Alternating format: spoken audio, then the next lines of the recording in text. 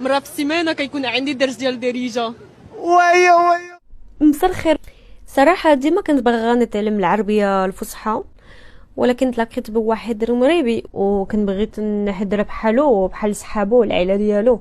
داكشي علاش اخترت الدريجه المغربيه، ولكن كيعجبني بزاف الدريجه وشي نهار بغيت نتعلم حتى العربيه باش نفهم كلشي. هذه عام ونص درت دروس ديال الدريجه وكندوي مع صحاباتي تونسيات، ومازال كنتسنت بزاف ديال الموسيقى عاونتني بزاف ديستينت منال توسين محا، وكنت فرش في شي افلام وفيديوهات وصافي. مع عمري مشيت للمغرب وكنظن في القريب غادي نمشي لمراكش، وان شاء الله غادي نقدم واحد السفيره كبيره هاد الصيف اولا العام جاي باش نكتشف